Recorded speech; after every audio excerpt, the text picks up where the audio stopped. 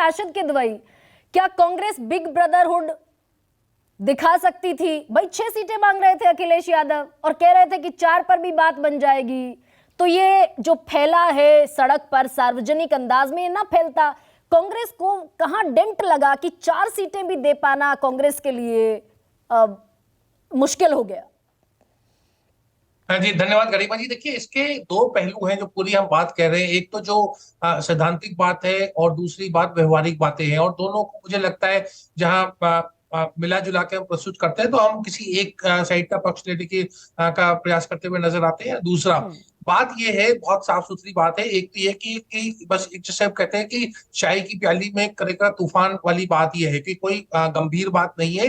ये राजनीतिक दलों में स्वाभाविक रूप से होता है। मैं मीडिया को दोष नहीं दे रहा हूँ, लेकिन मीडिया में भी इसको हद से ज्यादा मतलब बढ़ा चढ़ा करके पेश किया जा रहा है। जो समस्या थी उससे बातचीत होकर के उसका एक तरीके का समाधान भी हो गया है। लेकिन इससे इंडिया जो गठबंधन है उसको सीखने को बहुत है। देखिए, जब बेंगलोर और उसके बाद बंबई में मीटिंग हुई थी तो वहां ये डिसाइड हुआ था कि केवल अधिकृत प्रवक्ता मतलब 6-7 लीडर जो होंगे विभिन्न 28 राजनीतिक दलों के बीच में, वो ही इनके ऊपर टिप्पणी करेंगे। हर आदमी को टिप्पणी करने का अधिकार नहीं होगा। वो बात नहीं हुई। दूसरा ये हुआ था कि सीटों के चयन में प्रोफेशनल एक नेशनल लेवल पे एक्सरसाइज होगी, जहां 380 400 लोकसभा सीटों की जो है उसके ऊपर वो होगा। फिर लोगों ने कहा कि नहीं नहीं, राज्यों के चुनाव आ रहे हैं तो उसको टाल दिया जाए। दरअसल और फिर एक जो संयोजक नहीं बना। देखिए, अगर कोई संयोजक होता इंडिया अलायंस का, तो वो संयोजक उन सब चीजों को मैनेज करता है। एक फोन के ऊपर एक सारी बातचीत हो जाती है। आज जो हम जो कहते हैं जो क्राइसिस मैनेजमेंट वाला जो मैकेनिज्म है वो बड़ा मतलब समय लगता है। राहुल गांधी कहाँ है, क्या किस उसमें है, चुनाव का समय है, मल्लिकार्जुन का खड़गे कहाँ है, अखिलेश यादव जी कहाँ है, सबको वो एक फोन पे बात करना, लाइन पे लेना और एक उस समस्या का समाधान करना बड़ा मुश्किल होता है। तो ये सब चीजें जो है अभी भी मुझे लगता है कि इंडिया अलायंस ने कुछ खोया नहीं है। उनको इन सब चीजों पर विचार करना चाहिए। एक तो अधिकृत प्रवक्ता होने चाहिए जो सिर्फ मतलब जो अलायंस का जो राष्ट्रीय स्तर का अलायंस है उस मामले पे बोले।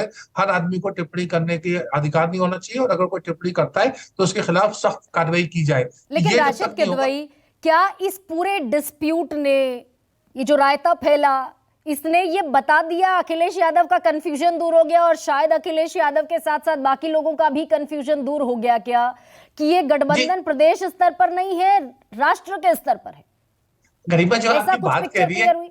जी, गरिमा जो आपकी बात कह रही है अखिलेश यादव को, मुझे लगता है बिल्कुल साफ पता थी ये बात। तो हाँ। कोई जब हम और आपको पता है ये बात के जो अलायंस है, इंडिया अलायंस, ये लोकसभा चुनाव के लिए, इस पैनल में कोई भी ऐसा व्यक्ति नहीं होगा जो उससे डिसएग्री करे। अब अखिलेश जी ने क्यों करा, सबके अपने राजनीतिक पैतरे होते हैं। देखिए, हमेशा मेरा मानना है गठबंधन की राजनीति वो पोजीशन ऑफ स्ट्रेंथ से होती है, पोजीशन ऑफ वीकनेस से नहीं होती। एक दूसरे को ऊपर हावी होने की कोशिश होती है, और उसमें चाहे 1977 देखें, चाहे 1989 देखें, 1996 देखें, 2004 देखें, सब में यही सारी की सारी चीजें होती है। इसमें तो राजनीतिक दलों को ये तय करना है कि उनका एक जो तालमेल है वो कितना अच्छा, सुचारू और टाइम से उसके ऊपर उन चीजों को बयान किया जाता है। दरअसल एक देखिए व्यवहारिक समस्या ये भी थी जो हमें आप एक प्रश्न कह रही थी, और देखने में बड़ा सही लग रहा था कि भाई क्या क्या समस्या थी। 6 सीटें मांग रहे थे, 4 सीटें दे देते।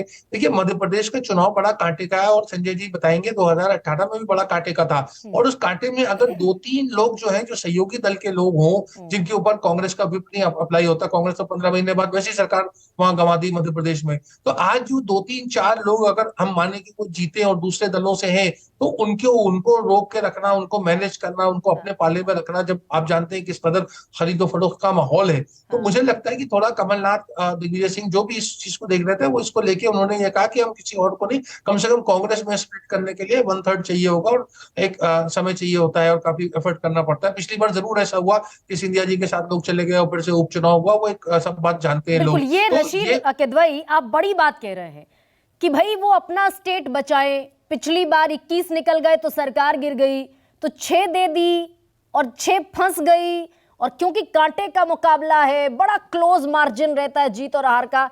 ये बड़ी कमाल की बात आप बता रहे हैं।